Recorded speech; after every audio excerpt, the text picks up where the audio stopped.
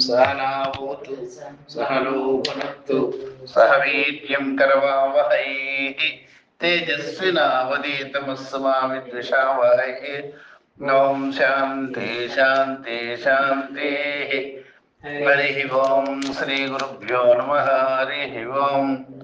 ओम श्रुतिस्मृतिपुराणानाम् आलयं करुणालयं नमामि भगवत्पादं शङ्करं लोकशङ्करं शङ्करं शङ्कराचार्यं केशवं बादरायणं सूत्रभाष्यकृतं वन्दे भगवन्तो पुनः पुनः। हरिः ओम श्री गुरुभ्यो नमः।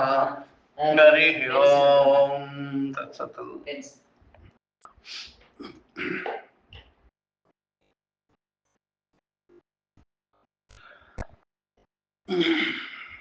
బ్రహ్మసూత్ర శంకర భాష్యం ఇది.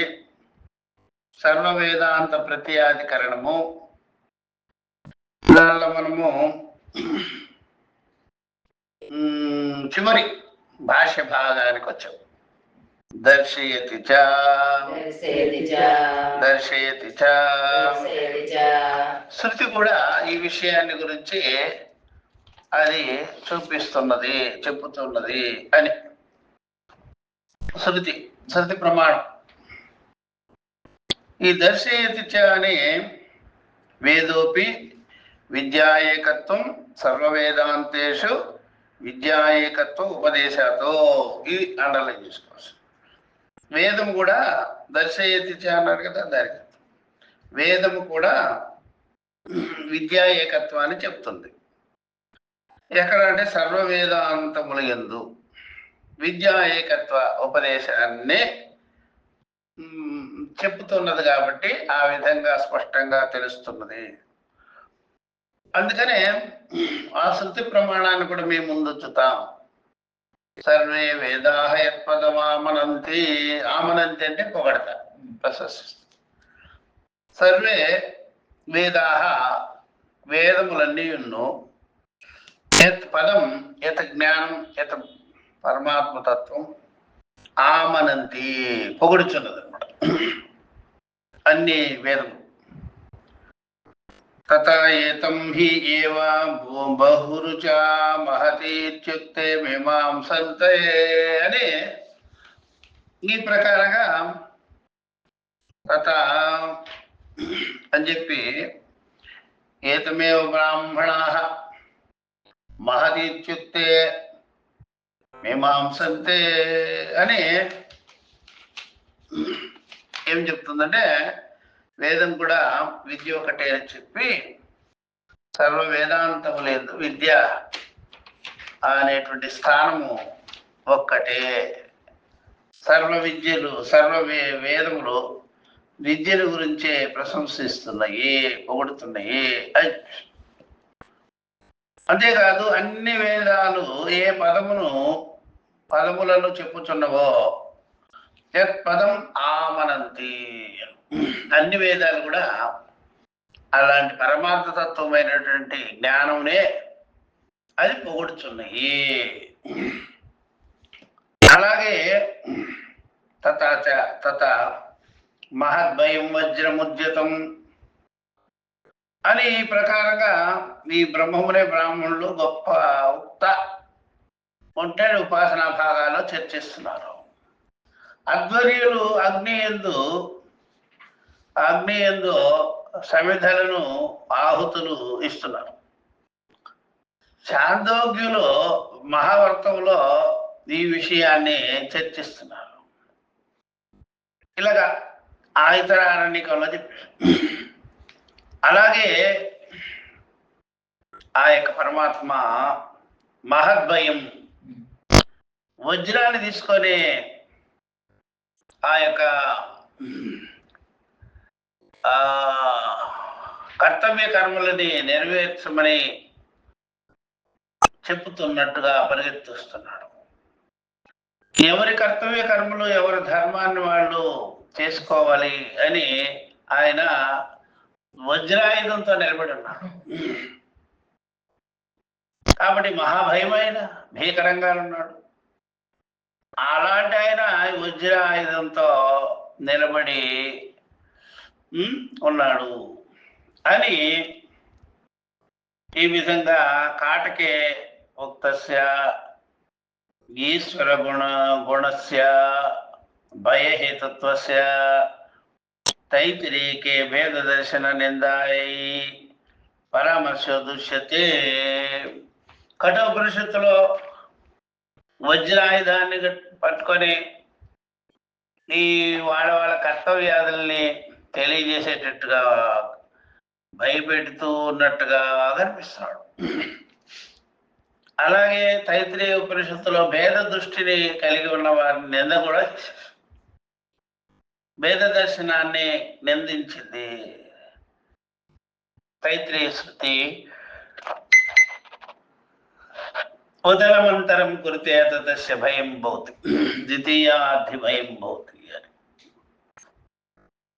ఈ ప్రకారంగా యదా హే వైషా ఏతస్మిన్ ఉదరమంతరం కురితే తస్య భయం భవతి. ఎవడైతే ఎత్కించితైనా సరే భేద దృష్టి కలిగి ఉంటాడో, పరమాత్మ వేరు నేను వేరునే, వాడికి తప్పకుండా ఆ భేదమే భయాన్ని కలిగించేస్తుంది. ఇది శృతే కాదు, అనుభవంలో కూడా ఉంది. భేదం చేసుకున్నవాడు స్థిమితంగా ఉండలేడు. ఎందుకంటే ఏ వస్తువుని భేదం చేసినామో ఆ వస్తువు వల్ల ఈయనకి ఇబ్బంది ఉంటుంది అనమాట. రెండవది ఉంటే ఇబ్బందే అనమాట. నా వాళ్ళు అనుకున్నప్పుడు ఎవరికి ఇబ్బంది ఉండదు, నాకంటే అన్యులు అనుకున్నప్పుడు వాళ్ళ నింద అపవాదములు ఇవన్నీ ఉన్నాయి. ఆవిడ వాళ్ళు నింద చేస్తారు, వాళ్ళు అపవాదం చేస్తారు, ఇట్లాగన్నీ పెట్టుకొని ఉంటాడు. అలాగా తలచిన జ్ఞానికే బ్రహ్మము భయంకరమవుతుంది. తలచని అలా తలచని అనమాట. అదతస్య భయం భవతి తత్వేవ భయం విదుష మన్వానస్య. ఈ ప్రకారంగా ఎవడైతే యథార్థ జ్ఞానం కలిగించుకొని భేద దృష్టిని తొలగించుకొని భేదమే లేదు పరమాత్మ అభేద రూపుడు, అనన్య రూపుడు, ఆత్మస్వరూపుడు అని తెలుసుకొని ఉండేటువంటి జ్ఞాని సుఖంగా ఆనందంగా ఉంటాడు. అభయ ప్రాప్తిని పొందికొని ఉంటాడు. అభయ జ్ఞానం కలిగిపోయి ఉంటుంది. రెండవది లేదు కనుక. అందుకనే చాలా మంది ఎన్నున్నా సరే భేదమే వాడికి భయము, దుఃఖము, వాడికి సమస్య. ఎవరికైనా సరే ఆ భేదము లేని జ్ఞానికి, భేదాన్ని ఎరగని జ్ఞానికి ఎప్పుడు నన్నెవరు చేసేవారు ఎవరు లేరు, నన్ను అనేవారు లేరు, నాకంటే అన్ని పోయినటువంటిది, నన్ను ఇబ్బంది పెట్టేటువంటి ఏది లేనే లేదు ప్రపంచంలో, అన్నీ నా ఆత్మస్వరూపమై ఉన్నది అని తెలుసుకునేవాడు ఉంటాడు కదా. దేనికి భయపడు. మరి శరీరేంద్రియాలు వికారం చేస్తే తద్ధర్మం ఉంటుంది. మరి ఈ ప్రాణవాయువు ఉత్క్రమిస్తుంటే తద్ధర్మం ఉంటాడు. అలాగా బాల్యవన కౌమారాదులు తద్ధర్మం ఉంటాడు. అలాగా ఈ యొక్క ప్రాణము వదిలేస్తుంది శరీరము, తద్ధర్మం ఉంటాడు. జాతస్య మరణం ధ్రువం ఉంటాడు. ఇలాంటివన్నీ వివేకము బాగా ఉంటుంది కాబట్టి జ్ఞాని మృత్యువు కానీ, వృద్ధాప్యానికి కానీ, జరావస్థకు కానీ, రోగాదులకు కానీ భయము చెందుడు. అది ఆత్మరూపమైనది కాదు, అది ఆత్మ విషయకమైనది కాదు. శరీరేంద్రియ ధర్మాలు అవి ఎప్పుడు కూడా వృద్ధి క్షయాలి. వృద్ధి క్షయాలు జరుగుతుంది కాబట్టి వాటి ధర్మాన్ని మనము చూసటం తప్ప రెండవది ఏం చేయలేము. సాక్షిగా నిలబడరు. కాబట్టి ఈ సాక్షి జ్ఞానంతో ఉండేవాడు ఉన్నాడే, వాడు అభయ బ్రహ్మమును పొంది ఉన్నాడు అని అర్థం. కాబట్టి జనాలకి ఎందుకు ఈ దుఃఖం వచ్చింది అంటే నేనే నాది అనుకున్నాడు. బాల్యం నేను అనుకున్నాడు, బాల్యం వదిలేసినాడు. ఎప్పుడు బాల్యం వదిలితేనే వాడికి పెళ్ళి ఇది. బాల్యంలో ఉంటే వాడు పిల్లలు ఎవరిస్తారు? ఇంకో బాలకురాలు తీసుకొచ్చి పెట్టారు.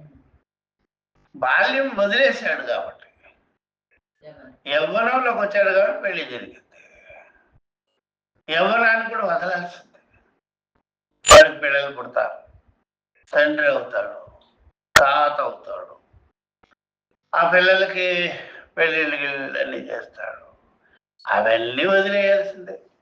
వదలకపోతే ఆ వాడికి ఆ రకంగా తండ్రి అనిపించుకోడు, మామగారు అనిపించుకోడు. ఇన్ని పాత్రలకి కొరగాని పడిపోతుంది. అందుకని అన్ని వదలాలి. వదలాలి కాబట్టి, వదిలిపోయేదే కాబట్టి భయం ఎందుకు? షడ్భావ వికారాలు జరుగుతాయి, జాతస్య మరణ ధ్రువం ఉంటుంది. కాబట్టి నేను ఇంతటితోనే పుట్టుక లేకుండా అయిపోతానేముండదు. పుడతావు ఎప్పుడైనా, చనిపోయిన వాడు పుట్టాల్సిందే, అందువల్ల పుట్టినవాడు చనిపోవాల్సిందే. కర్మఫలాలు కరగలేదు కదా. ఒకవేళ కర్మఫలాలన్నీ అయిపోయినా సరే వీడికి జన్మ మరణాదుల యొక్క శాసనంలో ఉంటాడు అనే మాట రూలే లేదు. అమృతముగా ఉంటాడు, చిరంజీవిగా ఉంటాడు అన్నమాట. అట్లా ఈ ప్రకారంగా ఎవరైనా సరే నశించిపోయే వాటిని పట్టుకొని నేను అవినాశిగా ఉండాలి, అభయంగా ఉండాలంటే సంభవమే కాదు. అందుకని అవినాశి తత్వాన్ని పట్టుకోవాలి ఎప్పుడైనా సరే. ఇప్పుడు మునగ కొమ్మని పట్టుకొని వేలాడకూడదు, పడిపోతావు. అట్లాగే మునగ కొమ్మని పట్టుకొని వేలాడకూడదు కదా. అలాగే అవినాశి తత్వాన్ని పట్టుకొని ఉంటే నీకు వినాశం. వినాశపోయేటువంటి దాన్ని పట్టుకొని కూర్చున్నాం అనుకోండి, శరీరేంద్రియాలు, విషయాలు, కర్మలు, అవి ఇవి అన్నీ మునుగుకు ఇలా విరిగిపోతాయి, పడిపోతాం. అందుకని అవినాశి తత్వాన్నే పట్టుకొని ఉండాలి. అసలు అదే నీకు, నువ్వు ఆ విషయం తెలుసుకోలేదు అనుకోండి, నీకు భయము, దుఃఖము, బాధలు ఏవన్నీ వస్తాయి. అలా తలవని జ్ఞానికే బ్రహ్మము భయంకరం అవుతుంది. అంటే అవేదంగా తెలియని వాడికే భయం ఉంటుంది. అది తైత్రేయం కూడా చెప్పి. అంతేకాదు కదా, ఇంకను తెలుసుకోవలసి ఉన్నది.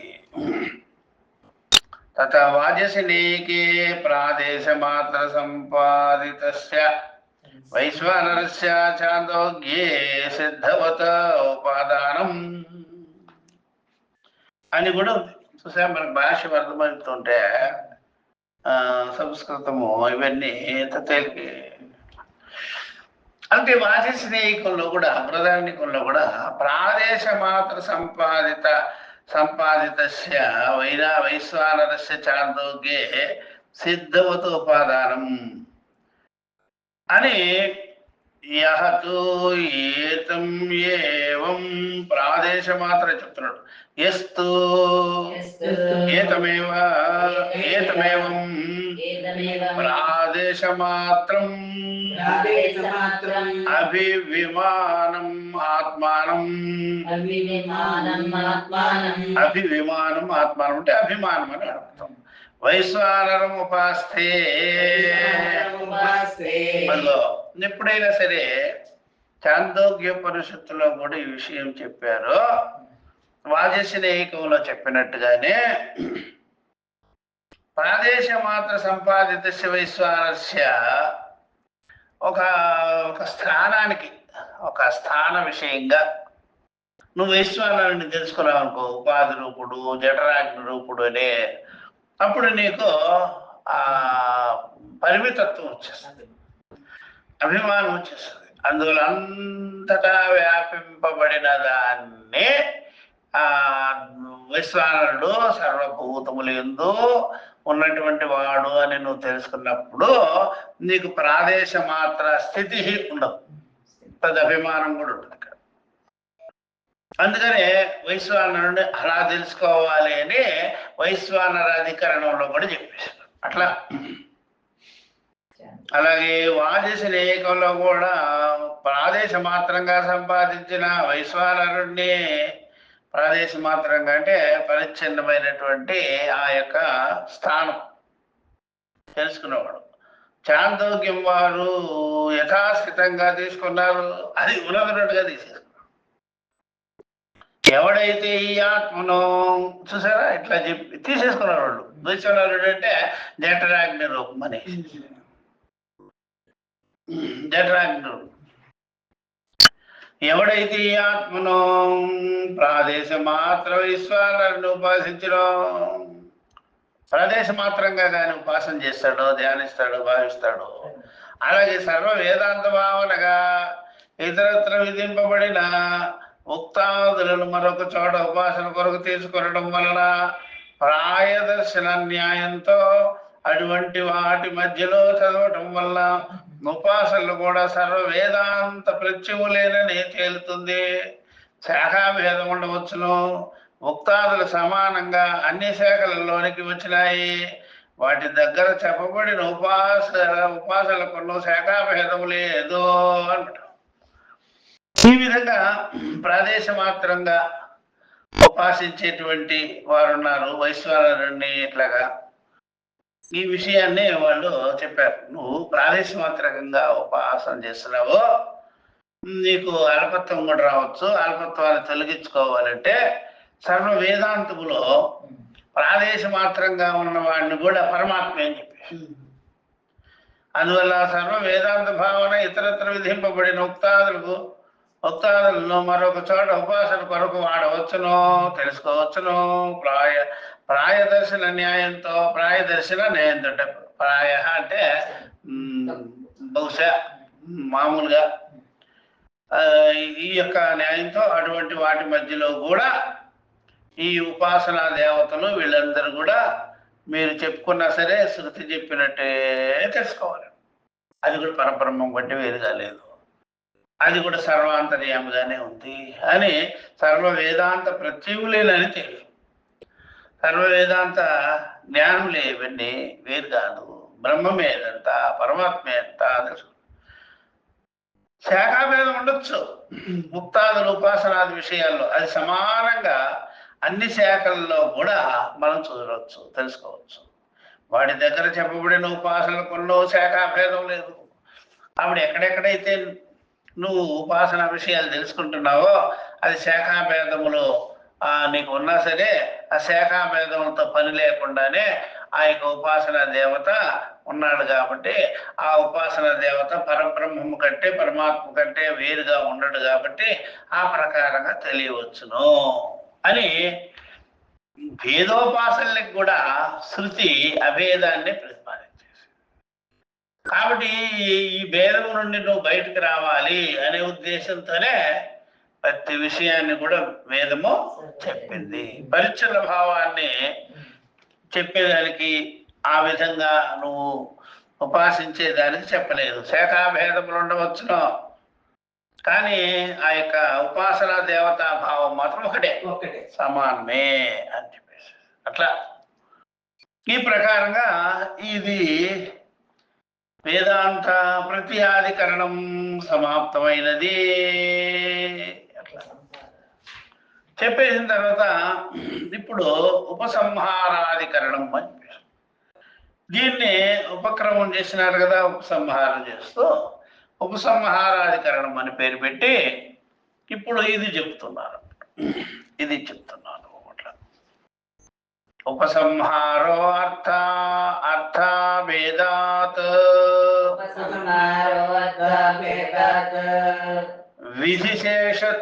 విధిశేషవత్ సమానే చ ఉపసంహారో అర్థభేదాత్ విధిశేషవత్ సమానే చ సరే సమానే చ. ఇక్కడ ఉపసంహారం చేస్తున్నాం. అర్థ అభేదాత్, ఈ అర్థము తాత్పర్యము ఈ జ్ఞానము అభేదముగానే ఉన్నది. అభేదాతు విధిశేషత్వ సమానే, విధిశేషవత సమానే. విధిశేషం అంటే కర్మశేషం, కర్మ విధిశేషం.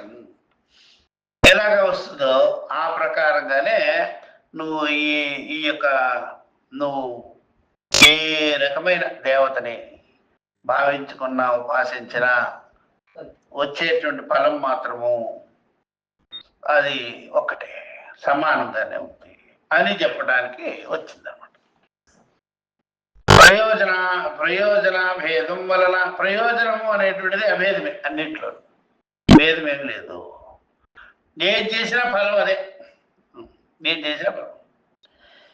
ఉదాహరణకి ఎవడైనా సరే సుఖం కావాలంటాడు, వాడు ఏ పని చేసుకున్నా సరే. కట్లు కొట్టుకుంటాడు, సుఖపడాలంటాడు. ఐటీ కంపెనీలో సుఖపడాలంటాడు. వాడు ఏ పని చేసినా, రాజు దగ్గర నుంచి కూలీ దగ్గర వరకు అన్ని పనుల్లో వాడు సుఖం కోరుతున్నాడు. సుఖం కావాలి వానికి అని, సుఖం తప్ప లేదు, అది అర్థం. సుఖమే కావాలి. దేంట్లో అయినా డబ్బులే కావాలి. కూలీ పని చేస్తున్నాడా, డబ్బులు కావాలి వాడికి. బిజినెస్ చేస్తున్నాడా, డబ్బులు కావాలి వాడికి. చదువుకొని ఉద్యోగం చేస్తున్నాడా, డబ్బులు కావాలి వాడికి. అన్ని పనుల్లో డబ్బే మెయిన్, అన్ని పనులలో సుఖమే మెయిన్. ఏదైనా సుఖం కావాలి, డబ్బు కావాలి, సరే. ఈ జగత్తులో ఇవన్నీ కలిగించుకొని శాంతిగా ఉండాలి. ఆ సుఖము శాంతిగా ఉండాలంటే ఉండదే. సుఖం శాంతిగా ఉండలేదు. ఎందుకంటే ఆ సుఖం విషయ సుఖం కదా, సాధన సాధ్యాల వల్ల వచ్చింది కదా, శబ్దాది విషయాలతో కూడుకున్నది కదా, నామరూప వ్యవహారములు కలిగినది కదా. భార్య, బిడ్డలు, వస్తువులు, వాహనాలు ఇవన్నీ కూడా సుఖ విషయాలే. నీకు అవేమి చేయకుండా ఉండవు. ఏదో ఒకటి చేస్తారు. మనుషులు ఒక మనిషితో వ్యవహారం చేసేటప్పుడు ఏదో ఒక రకంగా ఇబ్బందిని కలిగిస్తుంటారు ఒకరికొకరు. రాగమో, ద్వేషమో, లేకపోతే దోషారోపణ చేయడమో, నింద చేయడమో ఉంటుంది కదా. అలాగే వస్తువులు కూడా, జడ వస్తువులు కూడా అదే టైంలో ఉంది. ఇది తింటే ఏమవుద్ది, అది తింటే ఏమవుద్ది. నేను తిన్నానండి, దగ్గు వచ్చిందండి, తిన్నానండి, కడుపు నొప్పి వచ్చింది. మనుషుల్లాగా ఇవి కూడా బాధ పెడుతున్నాయి.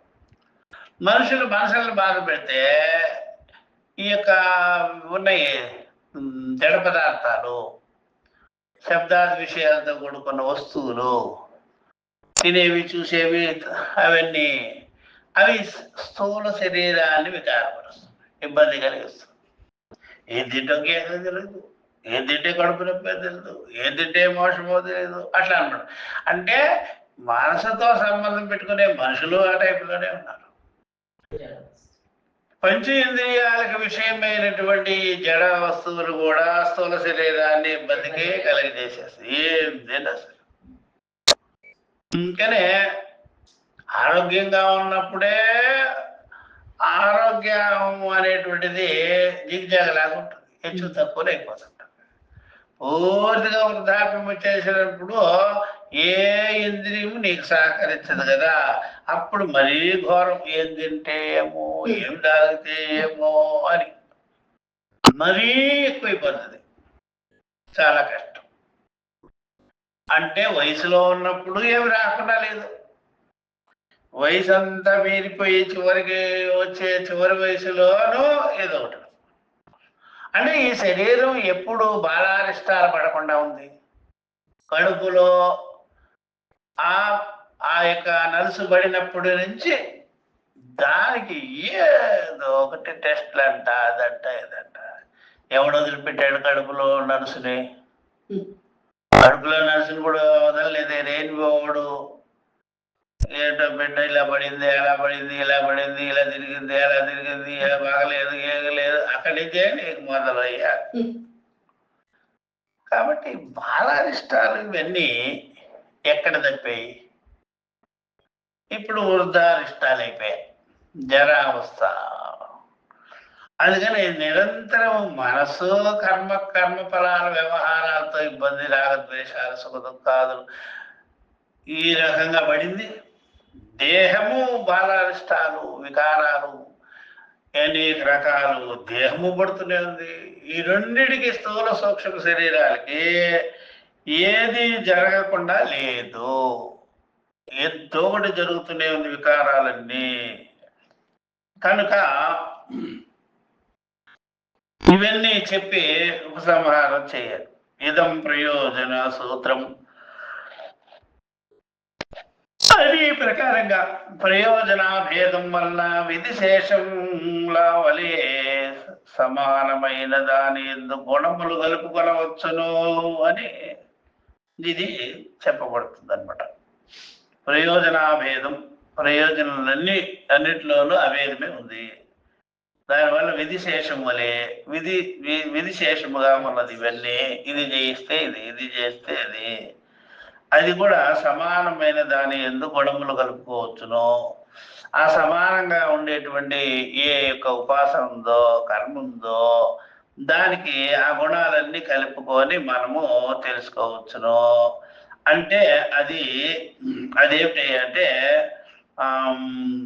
ఏ గుణాలైనా దాంట్లో వేసుకోవచ్చు, గుణభావాలన్నీ వేసుకోవచ్చు అనమాట. అట్లా ఇప్పుడు ఈ వైయాశక్తి న్యాయమాలు చెప్పుకొని ముందుకు పోతాం. చెప్తాడు ఏకోపాస్తావనాహార్య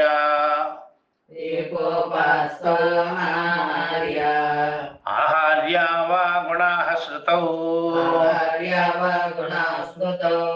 అనుక్తత్వాత్ అనాహార్య ఉపకారః శ్రుతేః గుణః ఏకోపాస్తావనాహార్య ఆహార్య వా గుణాః శ్రుతౌ అనుక్తత్వాత్ అనాహార్య ఉపకారః శ్రుతేః గుణః. ఈ విధంగా ఏకోపాస్తౌ అనాహార్య ఆహార్య వా గుణాః శ్రుతౌ అనుక్తత్వాత్ అనాహార్య ఉపకారః శ్రుతేః గుణః అని ఈ ప్రకారంగా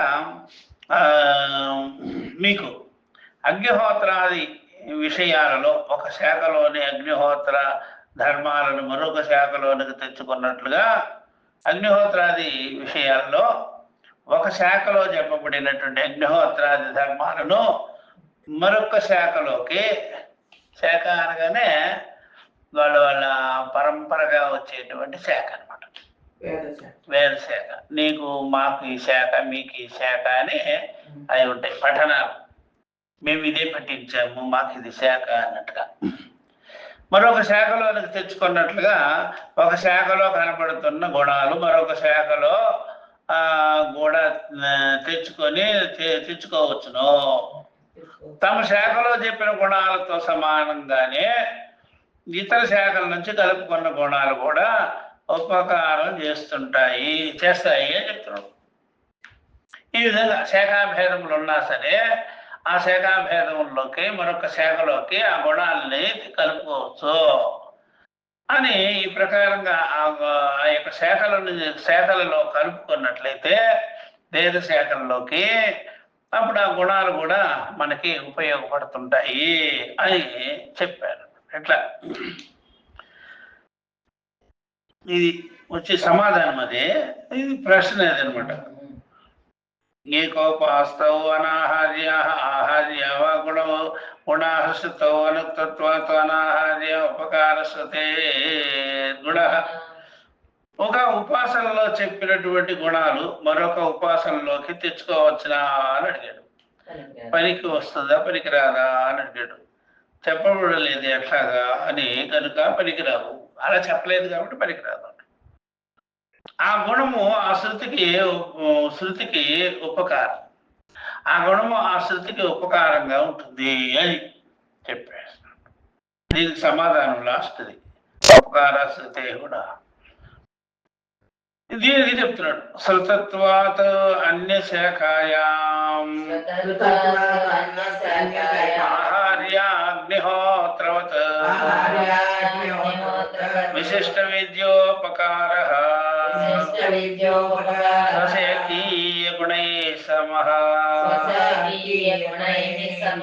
శృతత్వాత్ ఈ ప్రకారంగా అగ్నిహోత్రాది వాటి విషయాలలో ఈ యొక్క ఒక శాఖ గురించి మనము తెలుసుకొనుచున్నాము. ఒక శాఖలోని అగ్నిహోత్రాది ధర్మాలను మరొక శాఖలోకి కలుపుకొని చేయవచ్చును అని ఉంది. ఒక శాఖలో కనబడుతున్న గుణాలు మరొక శాఖలోకి చేర్చవచ్చును, చేసుకునేదానికి వీలుంది.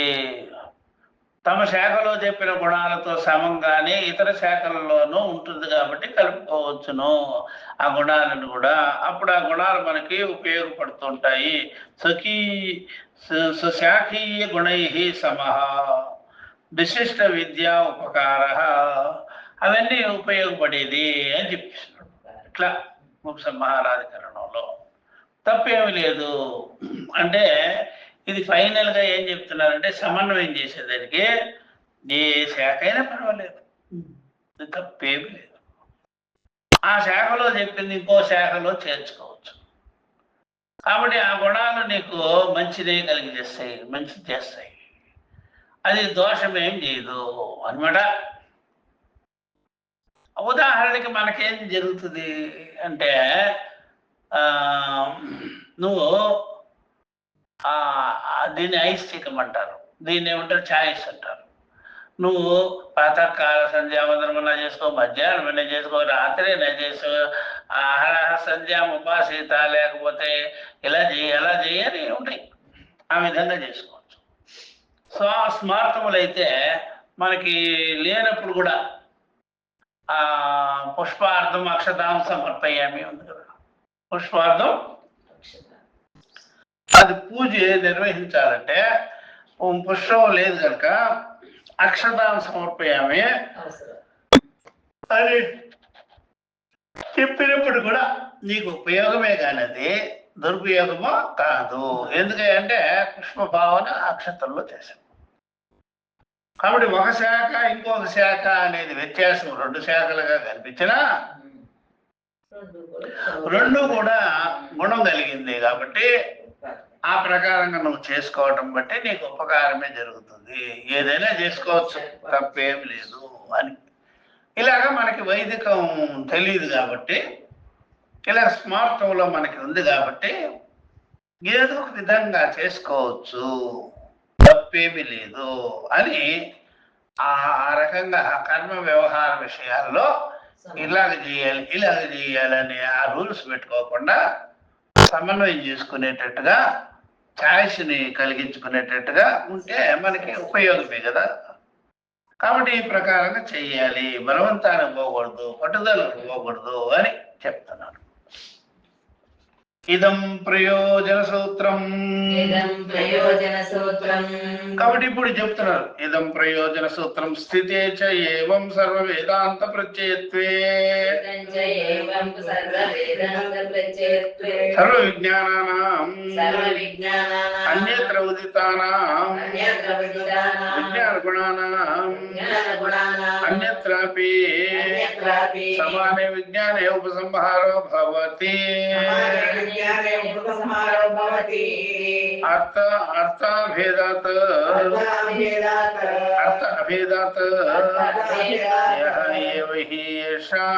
యహ హి తేషాం గుణానాం ఏకత్రార్థః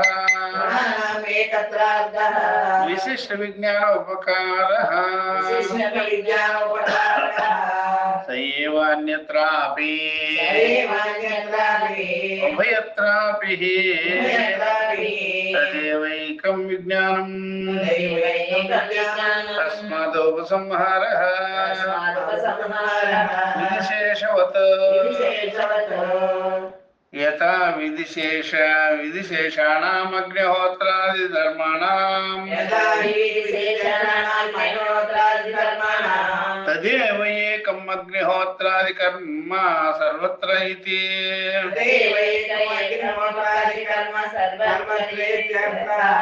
అర్థాభేదాత్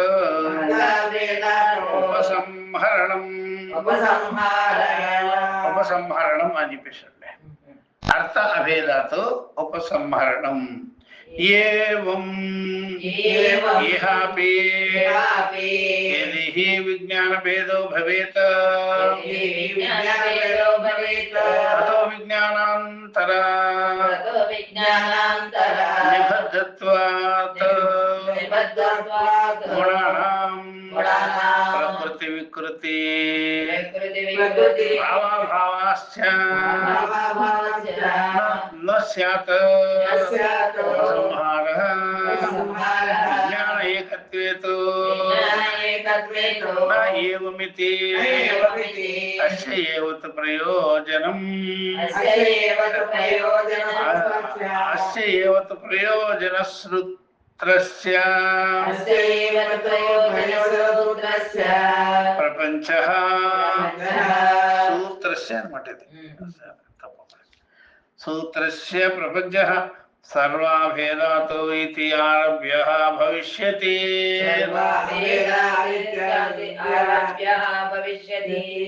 ఈ ప్రకారంగా ఇదం ప్రయోజనం సూత్రం.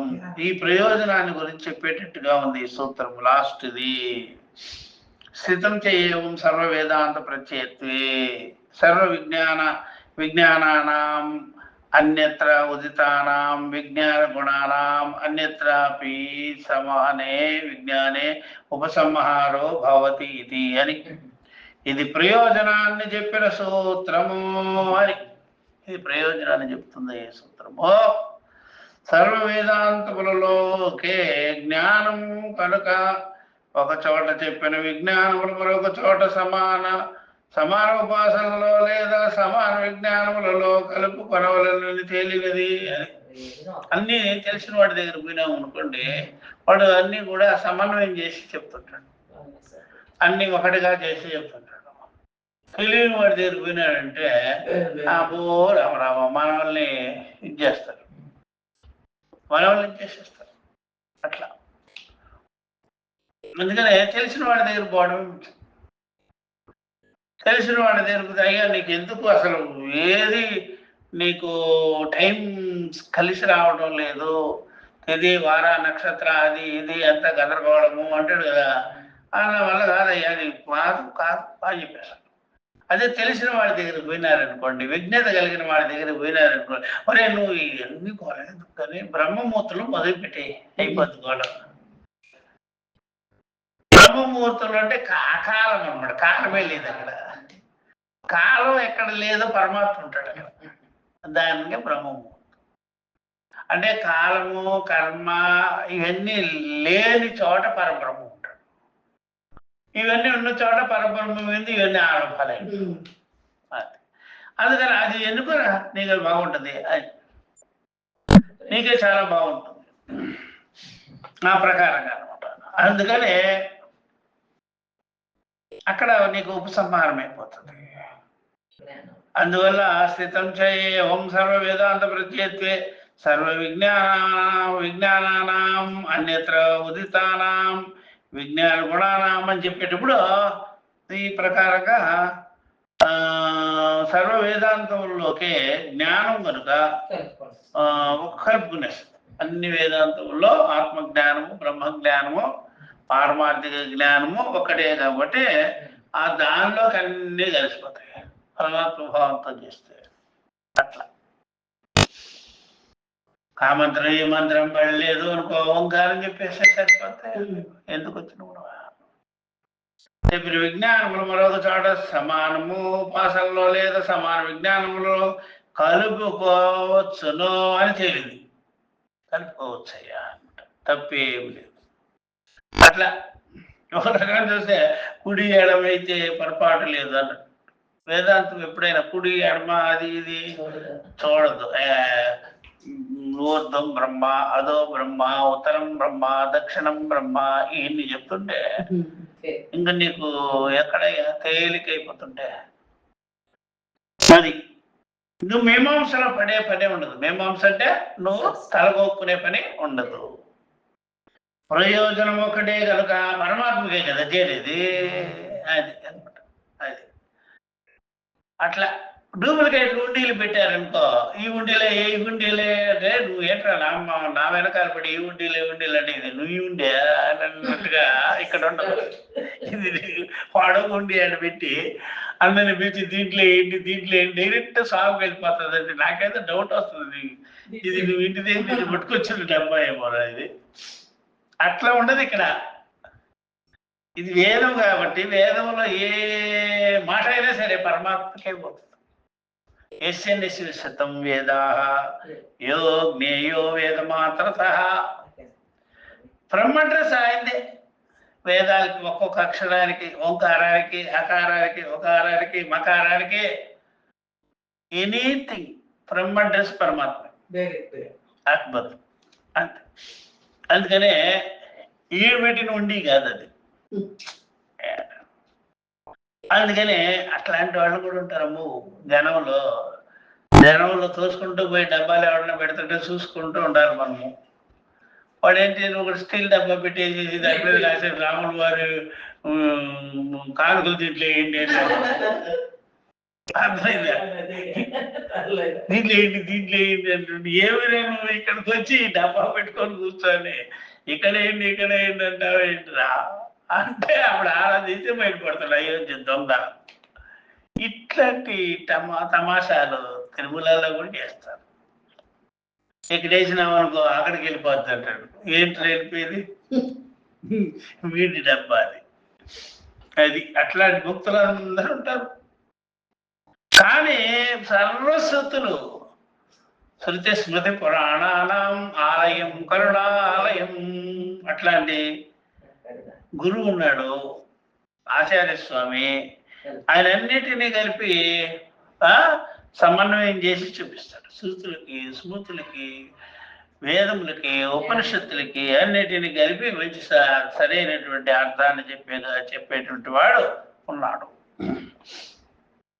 అందుకనే స్థితం ఏవం సర్వ వేదాంత ప్రత్యత్వే అని చెప్తూ మరో చోట సమాన ఉపాసనలో లేదా సమాన విజ్ఞానములలో కలుపుకొని తేలినది. ఇవన్నిటినీ కలుపుకోవచ్చు. ప్రయోజనం మాట పరమాత్మ చేరడం అనేది ఉంటుంది. పరమాత్మ కంటే వేరుగా ఉండదు. ఈ గుణములకు ఒక చోట చెప్పిన ప్రత్యేక విజ్ఞానం ప్రయోజనమే ఇతరత్ర కూడా చెప్పుకోనవలను అనమాట. అది అన్ని చెప్పుకోవచ్చు. ప్రధానికి మీద నేను గమనించాను, మీరు ఒడుగు ఉపనయన సంస్కారం చేసేటప్పుడు అదే మంత్రం వాడారు, పెళ్లికి అదే మంత్రం వాడారు. అదే వాడు చచ్చిపోతే దానికి కూడా మంత్రాలు ఇన్ని రకాలు ఉండదు బాబు. అన్నిటికీ ఇదే. ఇన్ని రకాల మంత్రాలు ఎక్కడి నుంచి తెస్తాం మేము? ఏదో సావుకి వేరే మంత్రాలు ఉంటాయి అనుకున్నాడు వీడు. అసలు చచ్చిపోయేవాడే లేడు బో. అందుకనే అన్ని సందర్భాలలో ఈ యొక్క రిచువల్స్ సందర్భాలలో, అది ఉపనయనమాన కావచ్చు, గర్భధానం కావచ్చు, బారసాల కావచ్చు, నామకరణం కావచ్చు, ప్రతిదానికి కేశవాయ స్వాహ, నారాయణ స్వాహ, మాధవాయ స్వాహ చెప్పారు. కానీ స్వామి మీరు అక్కడ చెప్పింది ఇక్కడ ఎందుకు అని అనుకోవద్దు. అన్నిటికీ అదే మంత్రాలే ఉంటాయి. వేరేవి ఏమి ఉండదు. శుక్లాంబరధనం చెప్పకుండా ఏది ఉండదు. కాబట్టి ప్రతిదానికి కూడా అదే మంత్రాలే వస్తుంటాయి. కానీ నీకు ప్రత్యేకంగా మరొకటి ఉండదు. అది గుర్తుపెట్టుకోవాలి ఎప్పుడైనా. దీనికి వేరేది ఉంటుందేమో అని. అట్లా ఏముండదయ్యా. శ్రాద్ధ కర్మల గురించి చెప్పి ఉన్నారు అని బుక్ చూస్తే ఊరికైనా రెండు లైన్లు ఉంటాయి అంతే. మిగిలినవన్నీ పెళ్ళిళ్ళు కొట్టిందే మంత్రాలు ఉంటాయా? దీంట్లో కూడా అట్లా అన్నాం అనుకోండి, చచ్చేవాడే లేదు కాబట్టి మీకు చచ్చేది మంత్రాలు ఎక్కడ నుంచి వస్తారా? చచ్చేవాడే లేడు బో. చచ్చేవాడే లేడు కాబట్టి చచ్చే మంత్రాలు రావు. అన్ని బతికుండే మంత్రాలే ఉంటాయి. అన్ని కూడా చిరంజీవి అమృతత్వ మంత్రాలే ఉంటాయి. కానీ ఏది కూడా నశించిపోయేటువంటిది, శూన్యాన్ని గురించి కలిగినటువంటి మంత్రాలే ఉండవు. అందుకని అన్ని చోట్ల సమానమైంది. ప్రయోజనం కూడా ఒకటే. ఈ గుణములకు ఒక చోట చెప్పిన ప్రత్యేక విజ్ఞానం ప్రయోజనమే ఇతరత్ర కూడా చెప్పుకోవాలను. ఒక చోట చెప్పిన ప్రయోజనమే ఇక్కడ కూడా మనకు వస్తుంది అన్ని చోట్ల. అందుకనే స్వామి నాకు పుత్ర సంతానం కావాలను, గాయత్రి మంత్రం చెప్పించుకోబో అని. గాయత్రి మంత్రం సరిపోదు. ఎందుకంటే నీ బుద్ధి మేలుకొన్నదనుకోండి, బుద్ధిలో మంచి మంచి ఆలోచనలు వస్తాయి. ఆ విధంగా పెళ్లికి గాయత్రి మంత్రమే, బ్రహ్మచర్యానికి గాయత్రి మంత్రమే, సంతానానికి గాయత్రి మంత్రమే, అన్నిటికీ గాయత్రి మంత్రం కొట్టిపరేస్తున్నారు. ఏంటి స్వామి అంటే మంత్రాల్లో అర్థము మొత్తం జగత్తే ఉంటుంది కదా, జగత్తులోనే కదా నీ పెళ్లి అవి ఇవి వచ్చేసినాయి. కాబట్టి మంత్రము వ్యాపకమైనప్పుడు నీ వ్యవహారం కూడా వ్యాపకంలోనే ఉంటుంది. కాబట్టి గాయత్రి మంత్రమే కరెక్ట్ చెప్పబో, అన్నిటికీ ఓంకారం పెట్టినట్టుగానే కాబట్టి అన్ని చోట్ల కూడా అదే ప్రయోజనం కనిపిస్తుంది. రెండు చోట్ల ఒకటే విజ్ఞానము. చూసారా, కర్మలో కానీ జ్ఞానంలో కానీ చిన్న విషయం కానీ పెద్ద విషయం కానీ ఒకటే ఉంటుంది. కనుక కలుపుకొనడమే ఇక్కడ కలుపుకోవాలంటే వేరే వేరేవి ఏమి ఉండవు అనమాట. అట్లా వేరే వేరేవి ఉండవు. అందుకనే ఒకసారి నువ్వు ఏదైనా స్మార్థాన్ని గురించి తెలుసుకొని ఉండినట్లయితే, ఆ మంత్రాలన్నీ నోటికి వచ్చేసినట్లయితే, శ్రాద్ధ కర్మలలో, పెళ్ళిళ్ళలో, నామకరణంలో ఒక్క చిన్న మంత్రం తప్ప మిగిలినవన్నీ వేరే దానికి ఉండే మంత్రాలే తెలుపుతాం. అంతకు తప్ప వేరే ఉంటుంది. లేకపోతే ఒక సంకల్పం చెప్పేటప్పుడు నీకు ఈ విధంగా పుట్టిన వాడికి నామకరణం చేస్తున్నావు అని సంకల్పం చేస్తావేమో, ఒకటే. కాబట్టి ఏ విధంగా అయితే గురుస్థుతి మనము అన్ని చోట్ల అదే చెప్పుకోవచ్చు. గురుస్థుతి ఎంత మంచిది. గురు శ్లోకాలు, గురు ధ్యాన శ్లోకాలు ఉంది చెప్పు, ఎక్కడైనా మీకు వస్తుంది. దానికోటి దీనికోటి ఏమీ లేదు. మీరు అలా చెప్తున్నారు, నేను వేరే చెప్తాను అంటే నువ్వు చెప్పేవన్నీ ద్వైతం మంత్రాలు. ఇవన్నీ మేము గురుస్థుతిలో చెప్పిందంతా అద్వైతము. నువ్వు చిన్న చిన్న మంత్రాలు చెప్తుంటే అవి ఈ లోకాన్ని కూడా దాటం. గురుస్థితి మంత్రాలు అండపేట బ్రహ్మాండం అంతా చుట్టబెట్టిన మంత్రాలు. అది బెటరా ఇది బెటరా చెప్పు, వేద మంత్రాలు చెప్తున్నాము. అట్లా నీ ప్రకారంగా చెప్పే మంత్రాలు ద్వైత పరంగా చెప్తే ఏం లాభం? అద్వైత పరంగా ఉండే మంత్రాలే పూర్ణ ఫలాన్ని ఇస్తుంది కదా. అట్లా కాబట్టి ప్రయోజనం ఇతరత్ర కూడా చెప్పుకోవడంలో ఒకటి రెండు చోట్ల విజ్ఞానం కనుక కలిపి కొనడమే మంచిది. విధికి అంగంగా చెప్పినవి అలా సమాన విధులలో ఇతరత్ర కలుపుకుంటాం కదా. చూసారా, ఈ విధంగా కలుపుకోవాలి. విధికి అంగంగా చెప్పినవి కదా. అది విధి అంటే కర్మ విధికే, ఉపాసన విధికే అంగంగా చెప్పారు కదా. అంగంగా అంటే కలుపుకోమనే కదా. దాన్ని పెట్టి అలాగ సమాన విధులలో పూజ చేసేటప్పుడు పుష్పాలు ఇవ్వమన్నావు, ఇప్పుడు మంత్రపుష్పం చెప్పేటప్పుడు అందరు పుష్పాలు ఇచ్చినావు. రెండు ఒకటే కదా. మంత్రపుష్పంలోనూ ఇదే, పూజలోనూ అదే, ఇంకేమిటి. కాబట్టి అలా సమాన విధులలో ఇతరత్ర కలుపుకుంటాం కదా. అంగంగానే అన్నిటికీ అంగంగా చేసేసారు. అంగంగా చేసుకోవాలి. అలాగే ఇది కూడా అంతే. విధిశేషములైన అగ్నిహోత్రాది ధర్మాలన్నీ, విధిశేషములు అగ్నిహోత్రాది ధర్మాలన్నీ. విధిశేషము అంటే విధి వల్ల చేసి తత్ఫలాన్ని పొందేది. విధిశేషములు విధి ద్వారా చెప్పబడినవి అని. అగ్నిహోత్రాది ధర్మాలన్నీ తమ విధి అయిన అగ్నిహోత్ర కర్మకి అన్ని చోట్ల అంగంగా ఉంది. తమ విధి ఏమిటి అంటే అగ్నిహోత్రాది కర్మకు చెందినది. కాబట్టి అగ్నిహోత్రాది కర్మకు చెందినటువంటి విధి ఉంది అన్ని చోట్ల అంగభూతముగా సమానమే. అన్నిటికీ సమానమే, వేరే వేరే ఏమి లేదు. ఆ విధంగా మనం కలుపుకోవాలి. అలాగే అంటే సమన్వయం చేసుకునేదానికి ప్రత్యేకం దానికి మంత్రం వేరే దీనికి మంత్రం వేరే అనుకోకుండా అన్నిటికీ పనికొచ్చే మంత్రమే ఉంటుంది వేదంలో. రకరకాల వాటికి ఉంటుందే ఉండదు. అట్లాగా అన్ని ఏదైనా చెప్పుకోవాలి. నాకు ఏమి రాదు స్వామి అది ఓం అనుకుంటారా అట్లా గమచ్చిదేమో ఓం అనుకొని పూజ చేసుకోబో నమశివాయ చేసుకోవచ్చు తప్పేముంది నమశివాయ కంటే ఇంకేంటి అట్లా గాయత్రి చెప్పుకుంటారు చెప్పుకో అది మంచిదే అందుకనే దీంట్లో విధి విధానాల్లో అన్నిటిలో పనికొచ్చేస్తుంది వేదోక్తమైన మంత్రము ఋషిప్రోక్తమైనటువంటిది మంత్రద్రష్టలు మంత్రద్రష్టలు తెలుసుకున్నవి అన్ని పనికొస్తాయి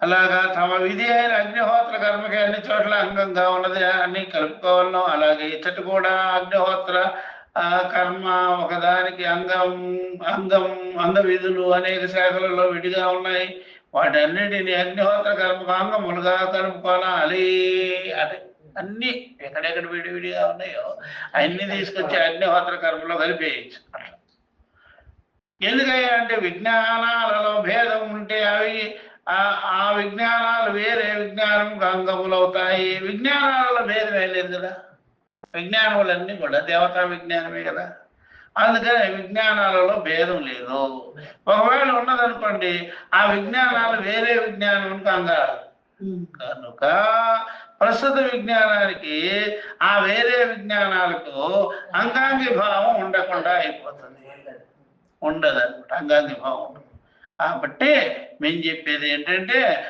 అట్టి చోట విజ్ఞానాలను కలుపుకొనరాదు అక్కడ కలుపుకోలేరు విజ్ఞానం ఒకటే అయి ఉన్నది కాబట్టి కలుపుకోవచ్చును ఏ విజ్ఞానం అంటే భగవంతుడు పరమాత్మ దేవతా విజ్ఞానం కాబట్టి దేవతా విజ్ఞానం కాబట్టి ఆ దేవతా విజ్ఞానం ఒక్కటే కాబట్టి సర్వభూతములలో సర్వ విషయములలో ఆ దేవతే కాబట్టి పరమాత్మ అనే దేవత కలుపుకోవచ్చును ఆ ప్రయోజన సూత్రానికి విస్తారమైన వివరణ తర్వాత వస్తుంది సర్వభేదా నుండి వస్తున్నది 3:3:10 3:3:10లో వస్తుంది అనమాట ఈ ప్రకారంగా దీన్ని ఉపసంహారాధికరణము విజ్ఞాన చూసారా విజ్ఞాన భేదములు ఉన్నా సరే విజ్ఞాన దేవత ఒకడు విజ్ఞాన విషయం ఒకటే కాబట్టి తప్పు లేదు అందుకనే నాకు ఒకటే మంత్రం వచ్చు అనుకోవద్దు ఒకటే స్తోత్రం వచ్చు అనుకోవద్దు దేనికని అట్లా అనమాట కొంతమంది ఏం చేస్తారంటే సోమవారానికి శివుడంట మంగళవారానికి ఆంజనేయ స్వామి అంట అలా ఏమక్కర్లా ఏదైనా ఒకటే అన్ని మంత్రాలను నేర్చుకునే దానికి ఇబ్బంది పడిపోతాం రకరకాల భేదాలు ఏం లేదు కాబట్టి విజ్ఞాన స్వరూపుడైనటువంటి దేవత ఒక్కడే కాబట్టి నువ్వు ఏ రకమైనటువంటి విధులైనా నిర్వర్తించుకోవచ్చు చేయవచ్చును అన్ని ఒకటే అని చెప్పారు అనమాట అందుకనే ఏ మంత్రమైనా సరే పరమాత్మకు చెందేదే సర్వదేవ నమస్కార కేశవం ప్రతిగచ్చతి అని అన్యదాతత్వాధికరణము ఇది అనమాట ఇప్పుడు ఇది ఈ అధికరణము వరపక్షము సిద్ధాంతము ఉన్నాయి అన్యథాత్వాధికరణం ఇది మనం నెక్స్ట్ క్లాస్లో చెప్పుకుంటాం ఇది అన్యథాత్వం శబ్దాత్ ఇది చేత నా విశేషాత్ శబ్దం వలన భేదం వస్తుంది అంటే రాదు తేడా లేదు ఒకటే శబ్దము అని పూర్వపక్షం అన్నాడు అది అనమాట ఇవన్నీ కూడా అవే నెక్స్ట్ క్లాస్లో ఇక్కడి నుంచి చెప్పుకుంటాం ఓం సహనావతు సహనౌ భునక్తు సహ వీర్యం కరవావహై తేజస్వినావధీతమస్తమా విద్విషావహై ఓం శాంతి శాంతి శాంతి హరి ఓం శ్రీ గురుభ్యో నమః హరి ఓం తత్సతు.